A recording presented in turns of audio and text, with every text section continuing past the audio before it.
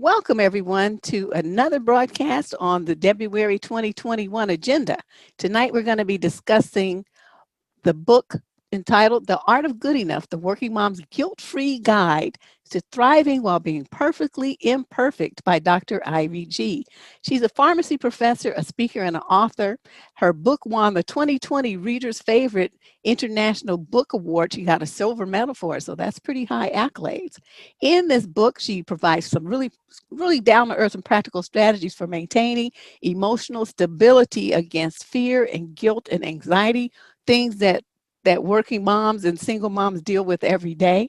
She explains to women that the key to joy and fulfillment is not to wrestle with your weaknesses, but to instead value and capitalize on your strengths. And I like that very positive approach. Her writings and interviews have appeared on PBS, Working Mother Magazine, Thrive Global, Parentology, The Times of India, the Midwest Book Review, and Publishers Weekly. So join me in welcoming Dr. Ivy G to the show. Thank you for having me. So Oh, excited. that's both of us. Great. Well, let's start by asking, let's talking about the concept of good enough, because I think a lot of women really wrestle with that. You know, we're striving to be the perfect mother and the perfect employee and the perfect mate if they have a husband. And it's just all this perfection, women really beating themselves up when they don't meet these imaginary standards. So the title of your book is accepting that certain things are good enough. What does that really mean? How does that apply? So, so first, good enough means you had to define what's important to you, and that's not important to your partner if you have one, not important to your kids or your family or your friends. It's important to you, and that's one. And the second thing, it's what's your standard to be considered good enough. So it doesn't matter, your parents tell you, oh, you got to be this way, then you're good enough. You have your own standard. So first identify what's most important in your life and decide what standard is considered good enough. So the women have so much anxiety and guilt is because we want to be everywhere at the same time. Think of life as a circle, so your time and energy, it's a perfect circle. If you want to be everywhere, everything all perfect all around, that circle cannot be bigger than 360 degrees. So basically what happens is they'll bulge somewhere and then they'll shrink somewhere else. So it'll be irregular. It's not in harmony. And that's where internal turmoil come from. It's because we want it so much in such a little time, little energy we have. Yeah, so many women don't even have time for self-care. Just, to read a book and just relax for a few minutes. Some women say they can't even really like go to the restroom because their kids or, the pets or their boyfriend slash husband are beating at the door. So it's, I think, important for women to get rid of that guilt and just feel like they can carve out time for themselves. Well, I tell working moms, regardless you're a single mom or married happily, or your stepmoms even, um, it's not your job to keep everybody happy. They need to learn to keep themselves happy. So one thing I learned from life is no one can make you happy unless you're happy within. And the same thing apply to your kids. Sometimes your kids are having problem at school or certain emotional issues. You want to help them, but they shut you away because they don't want to talk, open up to you, and you blame yourself thinking, I'm just not good with this. I'm not good. That's why they don't talk to me. Or there's certain issues with your partner. And the reason why it's not you is because you have been giving all you have to those people, and they sort of spoil in the way they take for granted what you've been doing every day. That becomes your off-hour job, a second shift. Because you've been all for them, you don't have anything going in yourself. So when you don't receive the rewards, you feel you are nothing. Because you get nothing inside for yourself. You don't have a minute for yourself to enjoy, so sort of going through this emotional, joyful moment. And when you give all day, you become bitter. I'm trying to be honest here. Just you become Wow. resentful. Right. That's because there's nothing, we're not self-generating batteries. You keep giving, eventually it's going to run out. Remember that Why do women, circle. so many women feel they really struggle with that though? Because if they do have some time for themselves and, they work that out or whatever, they feel guilty. They feel ashamed. They feel like, well, I shouldn't be, enjoying myself like this. There's so many things I should be doing, like cleaning up or, doing laundry or changing the kids' sheets or doing something for someone else. And so they never give themselves permission to just chill out and do for themselves. How can women come to grips with that? Well, so for kids, actually, you should train them to take care of themselves when they're young. It's harder to train later. And the second thing is understand that if you don't take care of your emotional issues and health too, because you overwork, you'll feel it. You'll have aches and pain everywhere, headache, and sleeping problems. So if you don't take care of yourself emotionally, you'll suffer physically. And that goes back to psychologically. You'll be depressed and anxious. What you fear is because you see all the other people, they put out their best photo, their best news, everything so shiny and good. And so in comparison, you think, gosh, I'm not as good a cook with this as this one, and I'm not as, efficient as this. You look around, everybody's good, better than you in certain things. But they are not better than you because they are only better than you in that one thing. And you have things better than them. So why don't you look at the things you are good at and try to build your confidence based on what you're already doing well. Like people usually say, oh, she's just natural, she's good, does this without even thinking, she's just brilliant. Those are your strengths. And every time there's a problem or certain people use that strength, because that's your natural born talent and other people don't have. And That's interesting. And I wanted to go into that in a minute too. Excuse me. Let's talk about goals for a minute, because so many women, when they get married or have a start a relationship, they give up their goals and they feel like they need to sacrifice that for the relationship to make the man happy or to make their children happy. So, but in their book, you said there are only two types of goals in life, no matter how we may label them. Can you kind of outline what those two goals are? um, So, our goal. So first, it's a proactive goal. It's you actively going for something that bring you joy, pleasure. And there's other type of a goal. It's to stay running away from pain and disappointment. So you all your life you try to run away from certain things. So you settle down these actions or choices. They're just sort of patch it up and get you going so you don't have to deal with this right now, but you will end up paying in the long run. But if you go after something you really want that gives you reward, the pleasure and the joy in the end, it is not easy, but that gets you the big reward in the very end. Think of, you and your friends in high school, we're in middle school, everybody is similar. We have the same hairstyle, we always eat the same food, we like same thing.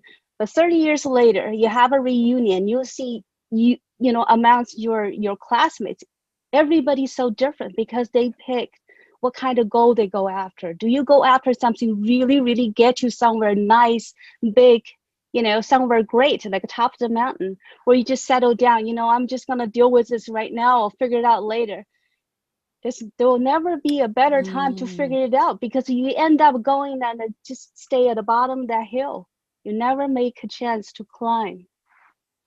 Well, I think that's where fear comes into play, because a lot of women, well, people, period, are just afraid. They're afraid of everything. They will even say things like, well, I'm scared of that. They're scared to try new food. They're scared to go after the things that they want, like you were just saying, because they're afraid they're going to fail. So, if a woman tends to be the fear-based kind of person, how would you recommend that she address that? So make your goal slightly smaller. It's so small. For example, like say your ultimate goal is to find a job that you liked. Right now, you feel like you underpaid. This, that your skills is not utilized. You sit there just for that benefits, just for that income. You could have making more. You know you could. The switching job, that means you may have to get a certificate, some kind of training program. You had to go through interview. You haven't touched your resume for 20 years, 15. That's a headache. So much work. I might as well, because I know the people already. I know what's going on. It's not perfect, but I know the kinks, everything, going through it, it's a nightmare. I don't want to do it. The problem is, but the problems with this kind of mentality is you never got out the bubble that limited you. So if you try, so that's the big goal. So what you do is you connect with people on a network. As for example, you like certain people's job, right? And find out where they work.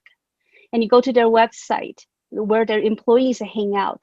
Send them a note, say, I have this talent and, this experience in certain things. I'm interested in this. Is that possible for us, like a 5 minutes talk? Or just online chat to talk to see what's going on with over there and say, I have this experience. Is there any intern, sort of like a trial period I can do? You don't have to quit your job. You don't need to do these extreme measures, but slowly, by talking to people over there, you realize those people are not so much superior than you. They're not even much smarter. They might not be as good as you, but they've been working there. They've been, promoted to the manager level. You could do a much better job by talking to them. You realize you're just scaring yourself because you never step out of the bubble. So I said people are so scared to take baby steps, so A tiny. good idea. Something that's, yeah, baby steps so that they have like one success after another small steps. That builds your confidence. And also think about this. What's the worst in life? Like think about interview. It's a big deal, right? Speaking. What's the worst that's gonna happen to you? People's gonna say no. Nobody's gonna go say, "Oh, you suck so bad." They're gonna slap you and kick you out. It will never happen. The worst when you send out for a writer, for me, I send out a piece of work. I send out an article to New York Times. It's to different articles. The worst they can do is they ignore me. They don't email me back. They don't tell me they like it or not. That means then I take the hint. I'm not that dumb. So I take the hint. I know I'm not good. I'm gonna keep working on it. Sometimes the people send you a note, say no, not for this issue, but send me back new works because in other issues I might consider this year later on because of the political environment, because of each issue we have certain focus and yours doesn't fit. But by doing the little things, you build you up there. So imagine what's gonna happen. The worst thing gonna happen. You get ignored. So what? But you try it once, next time it doesn't sting that much when you don't hear back, when people I say no agree. to you. Yeah, that's how I do too. It's like, well, whatever, your loss. And then I just go on to the next thing. Yeah, There but you so many go. people get stuck there, and they just when they feel rejected, man, they just like curl up into a ball and don't want to move. So they don't try anymore. One thing I tell people is every time you try new things, you always tell yourself, what if this doesn't happen? The plan B. Every time you make a decision, you have a plan B. So say I send an article to New York Times. They ignored me. I sent another email follow up. They said, no, we don't like you. That's it. But I had a plan B, says I can send it to Washington, Wall Street Journal, for example. That's my plan B. When they sent me no, I immediately sent another article to another company because I already predicted this. So it's expected. So it doesn't hurt at all. Does it make sense? Yeah, no, that makes total sense. Yeah, I mean, we think alike there. It's like, well, my dad's phrase was one monkey don't stop, no show. That's what he was, that was his thing. So, You're very you wise. just keep, the show must go on and you just There you go. send until somebody bites. And that's There you go. that's the model that I used when I was growing up. I was Perfect. thinking, let's talk about, you suggested a digital detox to help reset mental focus. And I can see where there would be benefit in that, but can you kind of outline what you were thinking when you were suggesting that? So productivity, lots of people want to be more productive. They feel like they're busy all day, didn't achieve anything. And the problem is that we get interrupted all the time. You know, your kids, your partner, if you work from home, you know, your boss is checking with you, asking things to ping and dings, all these things. It takes you mental, take your attention to somewhere else. When you switch task, it takes twice as long to refocus and say, what am I doing right now? What am I trying to do, right? To get your thoughts back into place. And then you start to get into the flow, then your flow get just, interrupted again. So you got to go back. So you end up just getting into the flow and getting out and getting back in. And it's very frustrating. After 4 or 5 times, you lose that drive. Use an analogy. There used to be a football match, at a local school. So the first time they blow the whistle, say, we're going. And somebody stand up and say, wait a minute, our chairman's not here yet. Let's just wait. He's in the parking lot. So everybody stand there and wait. And then another one blows the whistle and said, let's begin. And someone else said, no, no, no. But he got stuck in the elevator. After 5 times, I bet you lose that drive because this is ridiculous, the whole Yeah, process. So that's what we feel all day. We just get other things getting in the road because that's why I tell women to block out certain times, shut off everything, shut your door so your kids can't knock on the door and say they're hungry while they're supposed to eat the snacks, right? You get them set up. right. Give you the time to really reflect and think what's important at this moment you need to do and just time yourself. When you have 8 hours a day to do one thing, you end up not even doing it. If you give yourself only 20 minutes, I bet you get a lot done. 20 minutes, set a timer. That's what I do. I set a timer, 30 minutes work and 10 minutes play. Oh, well, see, to me, it would be the opposite. 30 minutes play, 10 minutes work. Maybe you're more productive than I am. I mean, oh, I do that sometimes, but now that actually is a really good idea because I can see that, like all the constant interruptions that I get, that would be a good idea to try to do that. Okay, now you made a very interesting observation, and I read this like over and over. I'm like, oh, I wonder what she means. You said that women hang on to the bad things that happened in their lives longer, question themselves more often, and hold ourselves to incredibly higher standards than men could ever understand. And I wanted to know how you, what, how did you arrive at that conclusion? Well, I wrote the book with me in mind and all my friends. And when we talk about things, we have a common theme because things happened way past. Usually it's in your childhood or as you grow up to like early adulthood, that certain things is unresolved that stays there, that becomes an emotional wound that's unresolved. So what you do is you wall up. So there's a bleeding sore somewhere in your heart, but you wall it up so you don't touch it. And then you go on with your life and you're thinking, oh, I'm over it, I'm recovered. But it's not. So as we hold on to this issue and something else comes right in that sent you right back to the moment you were injured, were wounded back then. So for men, they are more about goal oriented. So say they want to get a job after college. They got a job, bingo, checked off. I will never think about it again. But for women, get a job, but they didn't get the job they wanted. They got second best. A girl from the same class got their dream job. So they're gonna hold on to that for 10 years because what they think first, I'm not as good as her. Oh, she's much prettier. She knows how to talk. And third thing is I'm just not good, right? So you keep these things going on. And one day you heard from another friend and said, oh, she was even promoted to something else. That Oh, sent you right back to where you were all these time ago. So what I teach women in my classes, you should analyze the situation and figure out sometime when a better things didn't happen to you may not be a bad thing. The reason why is because in my life I had done a lot of zigzagging things. I've gone through many careers, and I find out the best things may not be the best for you, because when you go, like for example, you have two company wants you. One is well established, very famous, they paid you well, but you sort of get stuck because it's very hard to stand out in the pool of talents. And you go to another smaller company, the pay is a little bit, small, lower, but because they're newer companies, so you easier for you to get promoted, get noticed. Now, given 10 years, the first job you probably still, maybe promoted a couple times or make some meager changes, but you probably stay in the same department doing the same thing. But on the smaller company, you promoted to much higher level. Now, who is winning in the end? So, so focus on the long-term potential, not what's going on right now. Things are moving, especially with the COVID. Every industry is going through so much significant changes.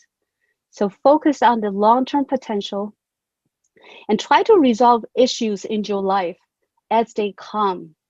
Do not say, this will never happen to me again. I learned my lesson and go, what is your lesson? You really had to learn. Not just say, I'm not good. That's a lesson. That's not the lesson you want to learn, Yeah. Well, right? what about this jealousy thing? Because I see, I mean, that would be a normal thing to envy someone. I don't think that's really counts as jealousy because it's not like you don't want them to not have it. You just want to have, your dream come true as well. That to me falls under the envy category, but a lot of women are, I mean, they are like really jealous. And it starts when they're, like in their teens, adolescents, teens, to the point where they want to attack someone, bully someone that they're jealous of, and a lot of women still carry that Burden. emotion and that behavior pattern into adulthood. How can someone stop being jealous of what other women do? So jealousy comes from insecurity, because you have things that you're insecure about. So outwardly, you know what you're lacking. So outwardly, you try to beat down the people who are better in those things.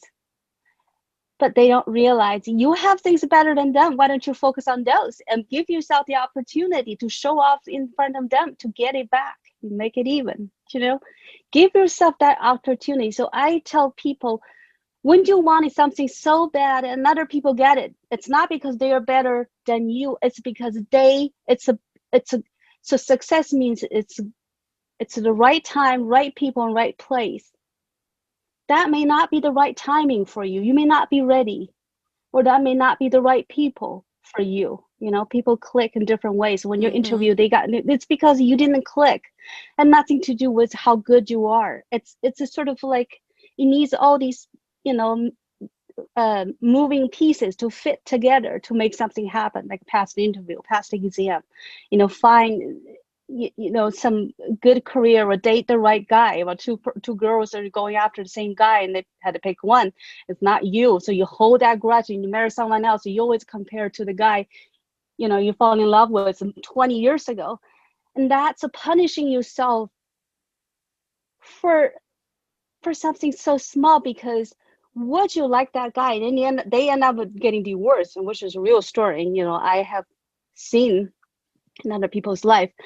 It's because what you see is good for you at that moment. It may not be good 20 years later. So you got to think this time is such a profound influence on one's life. I So when you marry agree. someone, always see their potential. It's not what they promise you. I'll be a millionaire by, when I'm 40. It's you look and see if they're driven into certain things. They're actively going after certain. They have the action to back up their dreams. This is more important, rather than you marry someone with a good car, with a nice house in the suburban area, and so you think you're set. It's not, right? So Oh, so yeah, uh, absolutely. so jealous is insecurity. So focus on what you're good at and think about how you can show it off. It's very important. Okay, and I was looking, you said that you polled an entrepreneur group on Facebook a couple of years ago, and that you asked the question, what is the one thing that you wish your parents had taught you. I thought, okay, this is good. I was like trying to like, let me see what this says. And you found that 35% wish they had learned money management. 35% wanted to have, been given more self-confidence, and 20% were wishing that they had more love and support. So how do these holes in their own parenting affect moms and their ability to parent their children? So moms want to help their kids and they want to be there all the time. By doing this, be there all the time, helping them, cleaning up after them. You take away their opportunities to be independent. You look at the kids now. When I was young, my mom sent me to go do something. I was, not even 10 years old. I go to the store, I buy things. I take a bus to go to school and I come home. I have a huge backpack. They just did it, and I was okay. Back then, there's not many child molesters. Well, yeah, The cultures are different, but take that away. I'm not saying you should send your kids free range everywhere. It's not the case.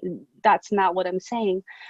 It's you allow, give them the opportunity to do things for themselves. Laundry they have to do, depends on how old or how young. Certain things they can do, let them do it. They may not do a good job. So the moms is the first thing is one day they teach them how to cook, and then they made a mess and they said, "Oh, get out of here." I just, it take even longer for me to clean up rather than train you. But that's not a right approach, because the first time they mess it up. Same thing with you. When you're young, when you first time do something, you'll mess it up too. But if oh, i you can do it i can 10 tell you times about in a my row, cooking adventures. They were a nightmare. but if you do it 10 times in a row, I bet you'll be a lot neater. You'll be faster. You know which ingredients to put in first to make it tastier. Right. You make less mess, but that takes time. So moms, you got to give them the time, the room to grow. So one is independence is important. And kids need to know money management is because so many people grow up, had a college degree, they don't know how to handle their finances. Lots of people graduating, oh, I am finally getting here, I'm buying this, buying that. Credit card is always just swipe it, and that thing is mailed to me within 2 days. All these fancy things. But it how can you teach them, if you have $1, how can you make it into $2? Challenge them, think of a way. I'm not saying you set up a lemonade stand, it's kind of outdated now. Is Yeah. there any way you could do on internet? There are 14-year-olds making millions, a lot more, more than I do, and I admire these young kids. But what it does is their parents open up their understanding about the value of money. It's not about you hitting the millions or billions. It's about how you make use of what you have to make more of it, right? So we're not teaching kids just to make more money, all dollar signs.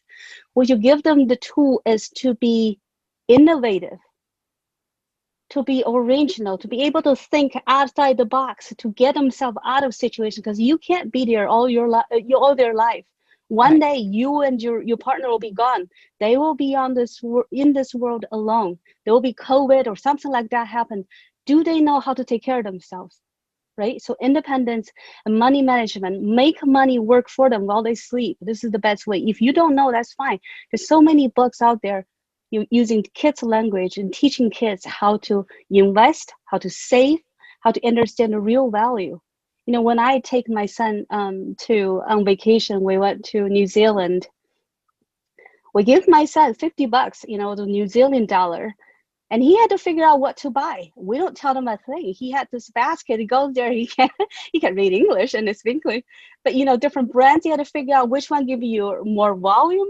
You know, heavier and more content at a lower price, but at the same quality.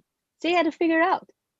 And that's the process. So go to the grocery store, give your kids $5 and say, you need to get the cereals and stuff. See what they come up with and teach them. Why would I wouldn't, I would not pay this brand worth, over the other one. It's because the price, the value, you look at the serving amount. Kids learn so fast. They're so smart nowadays. Give them the chance, little by little. Let them make decisions. Yeah, I think sometimes the mothers, I mean, this is just my guess because I haven't really asked them what's going on, but it appears by their behavior that they get some kind of comfort in not having their children. They want their children to be dependent on them, and they do everything that they can to make sure that the children are not independent. So we have people that are 30, 40, 50 years old still living with their mother, and the mother's still doing everything for them like their children. It's just scandalous. Because you never cut the cord. It's always connected. You are there 100% all the time. Now think about what if you're gone? You were gone one day. What are you gonna do? So you're doing your children such a disservice. Disservice is because you are doing so much. You sacrifice yourself, your own happiness, all out for them. But they are not benefiting in the long run. Right. Think about this way, right? I agree.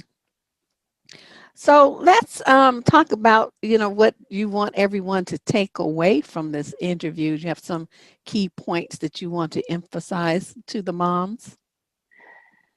For all moms out there, um, do not beat yourself up for the failures you had. I know you have good memory. You remember all the things you sucked at. Focus on what you have. If you don't know what you're doing well, go through some personality tests. There's tons of them. In my book, I listed a whole bunch of them. They're free. Figure out what you're good at and look at your current job situation. Does that utilizing all your talents and strengths? If not, start looking for people who can get you into a better position.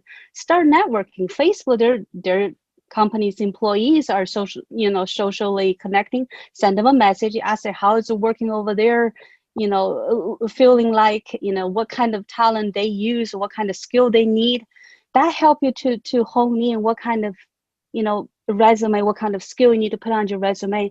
And then you say, hey, this is what I got, this is my experience. Do you think that your company will need people like me? Would you be able to introduce me?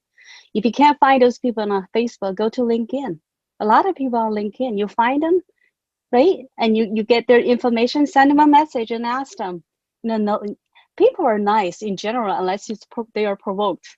Right. So ask them what's going on. Just say, I think you're doing a great job and the company's great. Can you tell me how it feels like working there? Is that stressful? What kind of do you do a lot of presentation? Do you have to travel a lot? Think about this and find the company that fits you and focus on your strengths and leave room for yourself to grow. Your sole purpose cannot be for for your kids, for your partner, to taking care of your aging parents.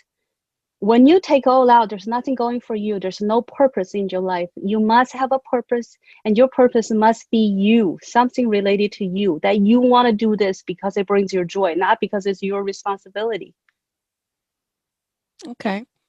Those are very, very valid points. We wanted to share. Ivy made a very generous offer to you viewers. We're going to put a link to her book in the show description page down below. And the first 12 people that buy the book and send her a picture of their receipt to the email address that you see on the screen there will get a free hour of a free 1 hour session with her. She's making that offer to you as part of the Debruary discount. And this sounds like a good one. It's like, you got Regardless, anything you it's want a to add hard to copy that? or e-copy. You can buy an ebook. You have budget concerns, or paperback, hard copy, doesn't matter. Send me a receipt on that email address underneath the book image. And the first 12 people, I can't accommodate too many people because I can't address their issues. I want to group them together, talk about their current issues, and help them figure out what to do next. 1 hour live. That is great. So that is a very, very generous offer. Well, Dr. G, I want to thank you for reaching out and participating in February 2021. I think this will be really good for a lot of women to hear, to give themselves permission to celebrate their strengths and not focus so much on their weaknesses and flaws, and start finding their path, what's going to make them happy. I think this is a great start. Thank you so much. I'm glad. Okay, I will be in touch and provide you with the link to the show so that you can have it and see it when it goes live.